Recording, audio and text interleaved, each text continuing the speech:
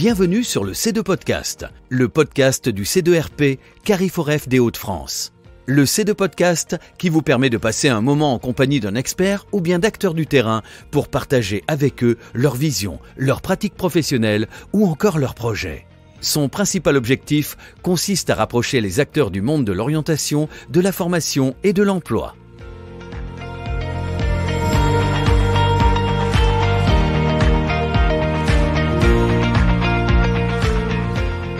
Bienvenue sur le C2 Podcast, le podcast du C2RP, Carif Oref, Hauts-de-France. Un nouvel épisode aujourd'hui pour nous interroger tous ensemble quant au changement. Mais quel changement me direz-vous ? Eh bien, nous prendrons par exemple ceux qui concernent les contextes professionnels, ceux qui sont peut-être générationnels, ou encore ceux qui sont organisationnels. La formation au XXIe siècle positionne l'apprenant au centre des apprentissages. Nous recevons aujourd'hui Stéphane Diebold, président de l'AFEN, pour évoquer avec lui certaines de ces tendances, certaines des tendances parmi les plus intéressantes, les plus importantes en formation. Nous aborderons la pédagogie relationnelle, les communautés apprenantes ou encore le Learner Generated Content. Stéphane Diebold, bonjour. Pour commencer, pouvez-vous, s'il vous plaît, compléter la brève présentation que nous venons d'entendre ? Alors bonjour à tous, je suis Stéphane Diebold, président de l'AFEN. L'AFEN, c'est l'association des responsables de formation, on est 10 000 sur l'ensemble du territoire. Ensemble, on veille sur ce qui est les nouveautés émergentes à très court terme, puis à plus long terme, et puis on essaye de mobiliser ceux qui sont intéressés sur des projets collaboratifs, on dit d'intelligence collective pour faire bien en tout cas, autour du métier à chaque fois. Donc si je devais démarrer, je trouve que notre point de départ, c'est un peu la cartographie des grandes tendances qui bougent. J'aimerais démarrer par quelque chose d'assez sympa, c'est le fait de dire qu'on parle beaucoup de tendances en formation, et c'est vrai. Il existe des modes en formation, et j'aimerais revenir sur une des modes qui est dans le marché, le podcast. Vous avez vu que le podcast est apparu avec Clubhouse en 2020. Le podcast est rentré dans les entreprises en 2021. Autrement dit, ce qui est très intéressant, c'est qu'en un an, toutes les grosses boîtes ont fait de l'expérimentation du podcast apprenant. Si on compare avec des structures comme par exemple les MOOC qui sont apparus en 2008, ils sont rentrés dans les entreprises en 2015-2016. Autrement dit, le temps de veille est beaucoup plus important et le temps d'ingurgiter des nouveautés est de plus en plus rapide. Donc, il y a un apprentissage organisationnel des entreprises qui se disent qu'est-ce qui va sortir, qu'est-ce qu'il faut surveiller. Et donc, à partir de là, comment moi je l'intègre dans mon mixte pédagogique. On dit en effet du podcast qu'il est sincère, qu'il est spontané ou encore qu'il est authentique. Il joue justement avec nos émotions. On dit aussi, et j'y repense, que c'est également le cas avec les technologies immersives, la réalité virtuelle par exemple. Est-ce que nous tenons enfin des modalités plus performantes que d'autres d'un point de vue émotionnel ? Alors, oui et non. Comme ça me permet un engagement modeste. Voilà. Alors, pourquoi ? C'est qu'on passe du XXe siècle au XXIe siècle. Donc ça n'a rien à voir avec les supports. On peut très bien être avec de la vidéo mauvais, avec un podcast mauvais, quand on reste 20e siècle. Pourquoi le e-learning n'a pas fonctionné ? Parce que 20e siècle, c'est le siècle des experts. C'est-à-dire on pousse des contenus. Voilà. Il faut que le contenu soit sérieux, bien construit, etc. On s'intéresse pas à l'apprenant. 21e siècle, c'est le siècle de l'apprenant. Or, l'apprenant, ce qu'il veut, c'est la contagion émotionnelle. C'est-à-dire que la grosse montée en puissance dans les pédagogies, c'est la montée en puissance de l'émotion, avec Paul Ekman, etc., qui a fait des modélisations assez intéressantes. Et c'est ce qui fait que le 21e siècle, siècle des apprenants, c'est le siècle de l'émotion. Autrement dit, on change de siècle, et c'est pour ça que le canal historique, que ce soit en podcast, parce que le podcast peut être pénible aussi, que le présentiel peut être pénible aussi, mais tous ces éléments-là, on crée des communions apprenantes. Et ça, c'est le 21e siècle. Et donc, c'est vrai que la montée en puissance des émotions, que ce soit sur le micro-learning, faire des micro-learning, alors quitte à être mauvais, autant faire du micro-learning. Hein, dans ces cas-là, autant faire court quand on est mauvais. Mais la réalité, c'est quoi ? C'est que en quoi ce que je dis est impactant ? En quoi ce que je dis est intéressant ? Et on peut faire en 30 secondes, les pratiques, on les voit bien sur les réseaux sociaux. En 30 secondes, on peut dire des belles choses, des choses qui sont engageantes, comme on dit. Dans ces cas, le seul élément, c'est qu'on ne les dit pas de la même façon. Et ce qu'il faut travailler, par exemple, pour revenir à du canal historique, c'est quelles sont les compétences du formateur, c'est la contagion émotionnelle du formateur. S'il ne sait pas le faire, il doit apprendre. C'est un métier. Et donc, apprendre à avoir de l'émotion et transmettre de l'émotion, il y en a qui naturellement sont dotés, comme partout. La mémoire, il y en a qui ont des mémoires hypermnésiques. Il y en a qui sont en contagion émotionnelle, qui savent transmettre de l'émotion, de l'authenticité. C'est quoi l'authenticité scientifiquement aujourd'hui? C'est des micro-signaux qui sont en synergie entre les deux. Et donc, ça veut dire que cette authenticité, qui est un terme qu'on utilisait avant, mais qu'on ne savait pas quantifier, maintenant on le quantifie, et le 21e siècle sera celui qui va quantifier les émotions. On dit soft skills pour faire en générique, mais ça veut dire que c'est le grand changement du 21e siècle. Donc, c'est-à-dire qu'au fond, il faut être passionnant quand on fait de la formation. Pouvons-nous maintenant prendre un ou deux exemples de projets que nous pourrions dérouler, des projets qui auraient mis à profit des pédagogies émotionnelles ou encore des projets qui auraient utilisé le Learner Generated Content? Alors, la question, c'est pas tellement les outils qu'il faut aborder, mais c'est surtout les usages des outils. Et donc ça, c'est quelque chose d'assez nouveau, où on supposait la neutralité de l'outil, on fait un MOOC, une vidéo, qu'est-ce que je mets à l'intérieur pour favoriser l'engagement? Je prendrai deux exemples. Les communautés apprenantes. Aujourd'hui, c'est la grande innovation des communautés apprenantes. Derrière la communauté apprenante, c'est ce qu'on appelle la pédagogie, c'est-à-dire la pédagogie entre pairs, l'intelligence collective autour de l'apprentissage, etc. Bon, vous voyez, tous des éléments comme ça, la coproduction, des choses que vous avez pu entendre. Donc, ça marche très bien. C'est-à-dire, grosso modo, c'est-à-dire, je demande aux apprenants de s'exprimer plutôt que moi de leur dire ma vérité. Je pars de leur vérité et donc je construis avec ce qu'ils me donnent. Un des exemples, ça veut dire que moi, la vraie question que j'ai quand j'ai une communauté, c'est pas tellement la communauté, c'est un Slack, pour faire simple, ou quel que soit le support, plateforme LMS que vous avez, c'est comment je l'anime. Et donc, animer au sens premier du terme, c'est-à-dire comment je donne de la vie à des contenus. Un Slack n'est pas hyper vivant spontanément. Donc, comment est-ce que moi j'anime par mon contenu, par mon questionnement et surtout par ma pédagogie? Je prends un exemple simple. Si on prend les Learner Generated Content, qui est le Graal de l'engagement, dans ces cas-là, ça veut dire quoi? Ça veut dire que c'est l'apprenant qui amène le contenu. C'est lui qui donne le contenu sur lequel on va travailler. Ça veut dire que c'est lui qui bosse, grosso modo. Donc, ça veut dire que ça, techniquement, c'est pas très compliqué, on lui donne la main.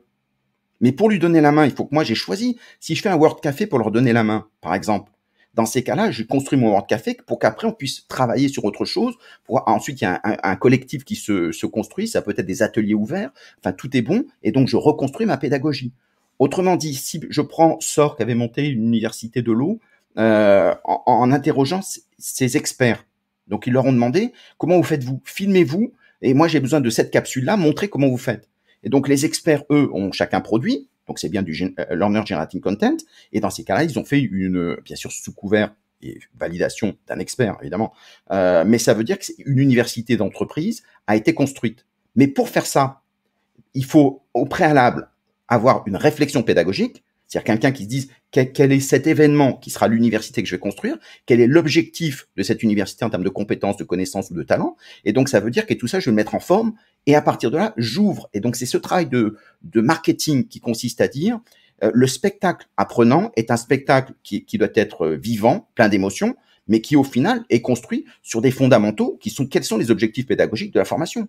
Il ne s'agit pas d'amuser les gens, c'est-à-dire les occuper à rien faire parce qu'on a un budget formation, mais derrière, on a bien des objectifs pédagogiques qui, au final, se disent est-ce que je me suis rapproché des objectifs? C'est ça. Mais on sait que pour arriver à faire ça, l'émotion et le fait de donner la main aux apprenants, ce qu'on appelle le 2.0, l'interactivité, c'est la clé de la pédagogie de demain. Et ça tombe bien, ça veut dire que les formateurs n'ont plus ce devoir simplement d'être des rhéteurs, c'est-à-dire de travailler leur rhétorique pour amener de l'émotion, c'est-à-dire qu'ils partent de l'émotion directement des apprenants eux-mêmes. Mais derrière, il faut l'animateur, c'est-à-dire quand les apprenants me donnent des trucs bizarres, qu'est-ce que j'en fais? Parce que moi, je sais où je les amène. Donc, ça demande une pédagogie agile, c'est-à-dire je ne sais pas d'où je pars, mais je sais où je dois arriver. Hein. Et deuxième élément, en termes d'animation, comment je suis formateur coach, c'est-à-dire que je valorise le groupe, et à certains moments, je reprends la main pour faire des synthèses, et là, je redeviens formateur leader avec tout ce qui sont la grosse nouveauté pour la formation, c'est la rhétorique, le grand retour de la rhétorique qui a été balayé complètement dès la fin du 19e siècle et du 20e siècle. La rhétorique, c'était de la manipulation, et bien aujourd'hui, la rhétorique, c'est de l'émotion, et donc c'est de l'engagement. Restons un petit instant sur cette thématique du Learner Generated Content. Je crois qu'il arrive aussi que l'on parle parfois de User Generated Content. J'ai une question un tout petit peu poil à gratter. Venons-nous de découvrir le user? Venons-nous de découvrir l'utilisateur? Alors, les gens disent souvent, certaines personnes disent, les users, ça existe depuis il existe des gens. Donc, c'est vrai aussi, voilà, et c'est faux. Pourquoi? Parce qu'en fait, la formation, c'est pas comment ça marche la vie, quoi. Voilà. Ça, c'est l'apprentissage. L'apprentissage, c'est naturel. L'homme apprend naturellement. Il n'a pas besoin d'aller en formation pour apprendre. C'est-à-dire que il apprend comment? Par mimétisme, il apprend en regardant les autres, il apprend collectivement.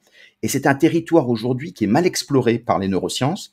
Mais grâce Antonio Damasio, qui a repris un peu le travail de Paul Ekman et des gens comme ça, on s'aperçoit qu'aujourd'hui, on rentre dans ce nouvel inconscient. C'est pas le domaine de la formation, ça. Ça, c'est le domaine de l'apprentissage. C'est-à-dire, un être humain, il se débrouille, quel que soit l'endroit, il essaie de s'adapter à son environnement. Pas besoin de formation. La formation, c'est un apprentissage socialisé. C'est-à-dire qu'une entreprise va dire, ça, c'est ce qu'il faut apprendre. Est-ce qu'elle a raison? Elle a raison socialement. Voilà. C'est-à-dire, comme tout le monde dit que c'est la raison, ça devient une raison sociale. Ça devient une vérité sociale. Mais ça ne dépend que de la culture de l'entreprise. Et donc, la formation ne s'intéresse pas à l'apprentissage, même s'il y a des passerelles, mais elle s'y intéresse assez peu. Elle s'intéresse à ce que la bien-pensance de la formation dit qu'il faut former. Qu'est-ce qu'un manager? On n'a pas du tout la même définition d'un manager en France, en Allemagne ou en Chine. Et donc, et chacun a raison, et chacun a ses raisons sociales, chacun a ses vérités sociales, ses référencements, ce qu'on appelle les taxonomies. Autrement dit, quand on parle de formation et quand on parle justement de l'émotion, c'est pas la réalité de l'émotion. L'homme a toujours eu de l'émotion. C'est comment socialement on se dit, est-ce qu'on prend en compte l'émotion? C'est une très très grosse différence. Et donc, parce que la sociologie, on n'utilise pas les concepts pour rien. Et donc, le 21e siècle, c'est la montée en puissance de la formation. On se dit, il faut de l'émotion, il faut de l'engagement. Est-ce que c'est vrai? Oui, socialement. Voilà. Mais il ne faut pas confondre entre la réalité sociale et la réalité sur le terrain. C'est là où, justement, il peut y avoir des bugs. Et dans la formation, pour plein de raisons qu'on peut aborder, mais on est rentré dans l'émotion. Et cette partie qui est importante, ça veut dire que c'est ça, aujourd'hui, le démarrage du 21e siècle, c'est ce qui fait le grand changement. C'est-à-dire, on a enrichi l'homme qui, bien sûr, ne peut pas être sans émotion. Et donc, l'homme est devenu plus complexe. J'aime bien la définition d'Edgar Morin qui dit l'homme est un homo sapiens, mais aussi un homo démens. Et on ne peut pas retirer l'un de l'autre, puisque dès qu'on parle de personnalisation, on va sur le démens. Dès qu'on parle de motivation, on va sur le démens. Voilà, l'homme rationnel, c'est un sociopathe. Hein, donc, voilà. Donc ça, c'est important. Et donc, quand on refait des outils, la vraie question, c'est ce que Michel Maffezoli appelle l'érotisation. Quel que soit l'outil, c'est comment j'en fais un outil magique, comment je rallume des étoiles, comment je développe de la poésie, quelque chose d'extraordinaire pour que les gens disent je suis fier d'être manager, d'être vendeur, d'être formateur. Et c'est cette fierté-là qui aujourd'hui est mal calibrée socialement, mais on sait très bien que quand tout le monde a développé son identité sociale et professionnelle, alors dans ces cas-là, les gens se disent moi je suis formateur. Et derrière, on fait tous un référentiel social qui permet de se reconnaître en soi. Une identité, c'est ce qui nous fait identique aux autres. Voilà. Et c'est cette dimension-là qu'aujourd'hui, on réinterroge. Et donc, ceux qui pensent 20e siècle, parce qu'ils ont toujours fonctionné comme ça, plutôt les vieux, dans ces cas-là, vieux dans leur tête, dans ces cas-là, ils fonctionnent avec des référentiels de vieux. Il y a les jeunes qui disent, nous, on a un référentiel de jeunes, mais c'est mal construit parce que c'est évanescent. Et donc, il va nous falloir, pendant les 10 prochaines années, à construire ce potentiel qui va devenir intéressant. Et on estime aujourd'hui, c'est en 2045 où justement on aura ce basculement avec de nouvelles normes, une nouvelle rationalisation de la formation en disant une bonne formation, c'est ça. Autrement dit, il y a tout un moment où les gens vont chercher à picorer, mais la clé, quand on picore des outils, que ce soit des supports vidéo, que ce soit tous ces supports-là, c'est aller sur des territoires inconnus. Voilà. Je dis souvent, allez sur TikTok pour faire de la vidéo. Voilà. Ça veut dire que vous apprenez énormément quand vous êtes formateur, quand vous travaillez dessus. Mais ce qui est important, c'est la contagion émotionnelle que vous donnez, quel que soit le support. Même les textes ont changé. La nature des textes, la nature des mots. Tout ceci, on rentre dans un nouveau monde qu'on ne connaît pas. Et donc, c'est cette transition-là, pendant 10 ans quand même, au moins. Donc, ça veut dire que il va falloir bosser. Et c'est le rôle des passeurs que de faire le lien. On parle d'engagement des apprenants. C'est quelque chose que l'on recherche, bien sûr, que l'on recherche continuellement. J'ai justement une question à ce propos. Si je me place dans la peau d'un apprenant, quel serait mon intérêt à contribuer à un projet de Learner Generated Content. Les écoles internes qui marchent super bien, c'est celles où il se passe un moment pédagogique, une parenthèse inattendue.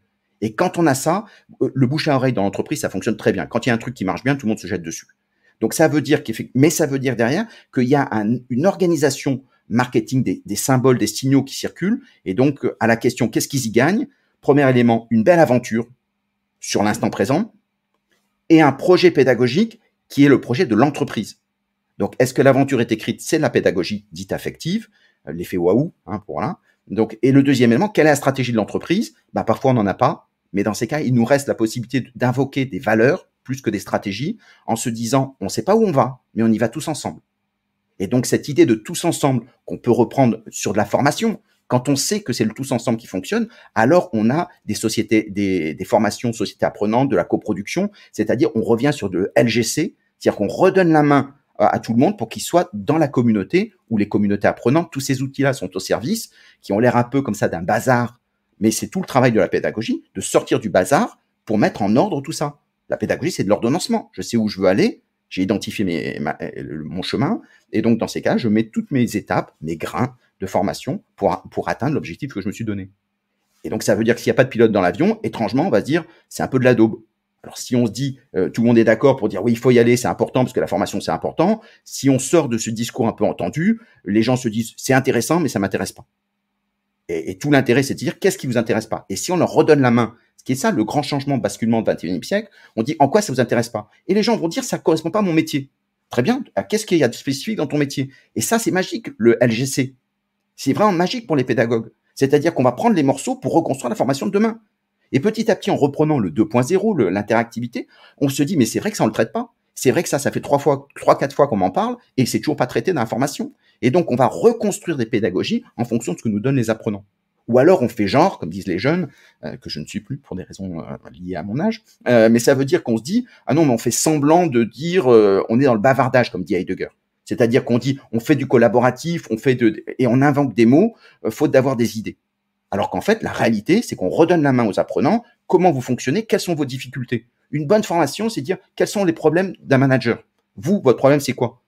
Et non pas j'ai un truc à vous vendre. Et on part des problèmes et on remonte ça. Et ben ça, c'est une mécanique extraordinaire. Alors on peut railler toutes les mécaniques, on peut railler les podcasts, on peut railler la vidéo. Ok, d'accord. Qu'est-ce que vous faites qui réponde socialement aux problèmes des gens? Et si on le fait, dans ces cas, la formation retrouve son essence et non pas sa bureaucratie, c'est-à-dire une mécanique auto-entretenue entre professionnels de la profession, c'est-à-dire une consanguinité, on se dit c'est vrai parce que nous on le dit. Donc la réalité, c'est est-ce que les gens qui sont là pour nous, les apprenants, est-ce qu'à la fin ils disent moi la formation, je suis ambassadeur de la formation. Concrètement, Stéphane, comment peut-on parvenir à mobiliser des apprenants qui sont parfois très différents les uns des autres, ils ont des profils qui ne sont pas identiques. Comment est-ce que dans ce cas, on parvient à constituer une communauté d'apprentissage par exemple? Une fois qu'on sait qu'il faut par exemple faire des communautés apprenantes, la question qui est posée, c'est comment est-ce qu'on fait concrètement? Voilà. Eh bien, premier élément, il faut un commun. Qu'est-ce qui réunit ces gens autour de cette communauté? C'est la communauté des formateurs, des vendeurs du sud de la France. Enfin, toutes les communautés sont bonnes. C'est qu'est-ce qui fait un commun? S'il n'y a pas de commun, il n'y a pas de communauté. Voilà. Donc, premier élément, pour une entreprise, c'est très important. Ça veut dire que je me positionne sur quoi? Même pour un organisme de formation, quand on se dit, moi, je fais du management, je fais de la vente, je fais des ressources humaines, je fais plein de choses. Ok, est-ce qu'on fait chaque fois des communautés sur tout? Ou est-ce que je suis communauté un peu généraliste? Et dans ces cas-là, ça veut dire que je traite tous les sujets. Qu'est-ce qui fait commun? Plus je suis généraliste, moins il y a de commun. Voilà. Donc, premier élément, quel est donc mon positionnement? Qu'est-ce qui fait commun? Dans une entreprise, en général, ce sont les métiers, parce que il y a une identité derrière. Deuxième élément, qu'est-ce que je fais concrètement? C'est le fait de dire, il faut un animateur. Pas d'animateur, pas de communauté. Voilà. C'est-à-dire qu'un animateur, c'est comme en présentiel.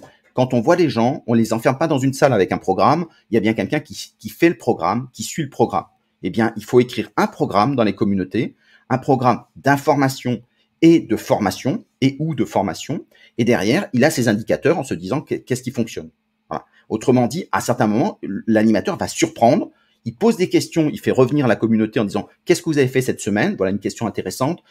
Si on se réunit toutes les semaines, par exemple, qu'on a une régularité, des routines apprenantes, tous les mardis matins, on se réunit à 9 heures, donc pendant 20 minutes.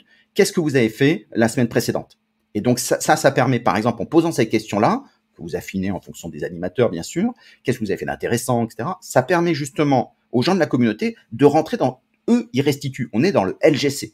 Et donc, on voit bien que cette façon de faire, si moi, je suis pas très à l'aise et que je préfère parler tout le temps pour faire du descendant, bah, ça veut dire qu'étrangement, les gens, je leur dis, ça vous a plu? Les gens, ils disent, oui, c'était bien. Mais ils vont pas développer énormément. Donc, ça veut dire que je vais développer du snack content, des petits contenus, parce que les petits contenus favorisent l'interaction. Mais dans les petits contenus, en quoi je suis dynamique? C'est-à-dire, en quoi j'aborde des sujets de fond. C'est-à-dire, par exemple, on prend une statistique dans le management, on dit le management, il y a une vraie violence dans le management. Aujourd'hui, tous les jours, une personne se suicide pour des raisons professionnelles.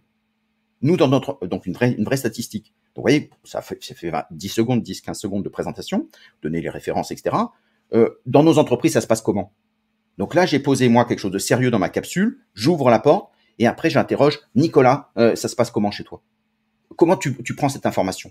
Et là, Nicolas va commencer à parler avec son cœur, parce que là, j'ai pris quelque chose, on touche à la mort, on touche quelque chose qui sort de la rationalité traditionnelle. Et donc, petit à petit, on crée une émotion. Autrement dit, et ça, c'est pas, tiens, je fais comme je l'ai au fond de mon cœur, comme ça vient, c'est écrit, ça s'appelle de la pédagogie. Autrement dit, quand on prend les communautés apprenantes, s'il se passe rien, c'est que l'animateur est pas bon. Ce qui est pas une critique dans l'absolu, c'est qu'il doit faire autrement. Et à force de faire autrement, dans ces cas-là, bah, les gens vont venir. Et la clé pour faire autrement, c'est comme en formation, c'est le ice breaking. C'est-à-dire quand je rentre dans un outil nouveau, c'est-à-dire je pose mon cadre. C'est-à-dire quand je dis à tout le monde vous présenter, c'est intéressant d'aller rechercher des questions qui sont un peu différentes que simplement bonjour, je m'appelle Stéphane, j'ai tel âge, je fais ceci, cela. Ou là, c'est un peu pénible pour tout le monde. Et donc, on va chercher peut-être du collaboratif, des jeux différemment. Tous les outils sont bons, mais de la façon dont je rentre dans mon univers de formation, bah ça, c'est des choses que les gens vont pratiquer. Et si moi, je choisis l'engagement, il est là.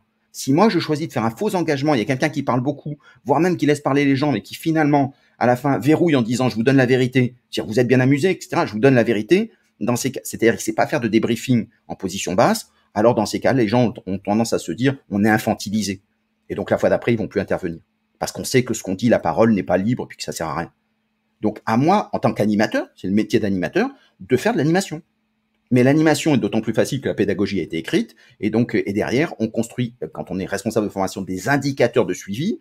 Par exemple, des taux d'engagement, comme aujourd'hui c'est assez à la mode. Et donc, le taux d'engagement, au début, il est modeste. Bah, l'animateur va rechercher l'engagement physiquement, en interrogeant les gens quand on est en classe virtuelle ou des choses comme ça, en disant Nicolas, systématiquement pour interpeller Nicolas qui entend son nom, qui réagit, parce qu'on est sur du virtuel. Et donc, dans ces cas-là, ça permet de favoriser l'engagement. Et petit à petit, ça veut dire que j'ai mon style d'animation qui change. Autrement dit, avec ces outils-là, au départ, il y a une philosophie, mais après, c'est des choses très pratico-pratiques, et il faut qu'ils s'entraînent. On a parlé de l'avenir de la formation en abordant peut-être un concept sans pour autant l'avoir nommé. Je pense à l'adaptive learning. Est-ce que l'on peut, Stéphane, s'il vous plaît, y consacrer nos dernières minutes? Le marché de la formation professionnelle est en mutation. Donc, on reste sur ce qu'on connaît, parce qu'on connaît, et donc si on est plus à l'aise, c'est notre zone de confort, avec des formateurs qui font des choses, etc., des apprenants qui sont... Et on essaie de développer. L'individualisation, pour moi, m'interroge fortement de la façon dont elle est pensée. Elle est pensée 20e siècle. Et donc, l'adaptive learning est très intéressant, mais pas si intéressant que ça, au moins pendant les 10 prochaines années. Alors, je dis pas qu'il faut pas en faire, parce que tout est bon. Et à la fin, celui qui gagnera, ça sera celui qui va reconstruire le marché de sa façon. Mais cette façon d'émietter l'apprenant mais très étrangère. C'est-à-dire que si on fait de la formation, on n'émiette pas, on réunit. Donc, ça veut dire que George Friedman, qui en 56 parlait de l'émiettement du travail, c'est la même chose que la formation. Si on émiette les apprenants, on fait des gens tout seuls.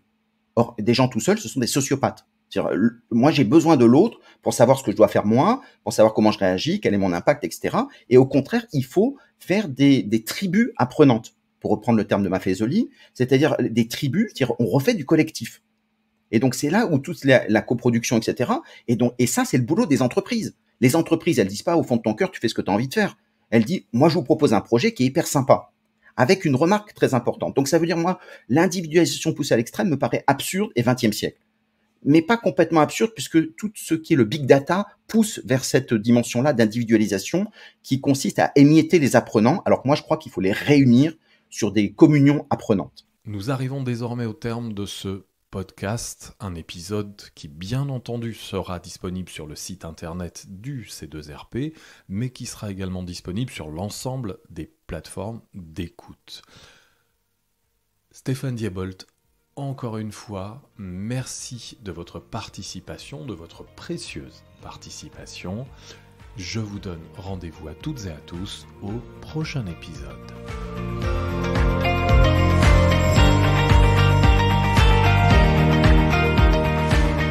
Merci de votre écoute. Si vous avez apprécié cet épisode du C2 Podcast, n'hésitez pas à le partager avec vos collègues ou avec toute personne pour laquelle il sera intéressant et utile. Laissez-nous librement un commentaire, posez-nous vos questions sur le sujet traité par le podcast ou encore faites-nous part de vos idées pour un prochain C2 Podcast.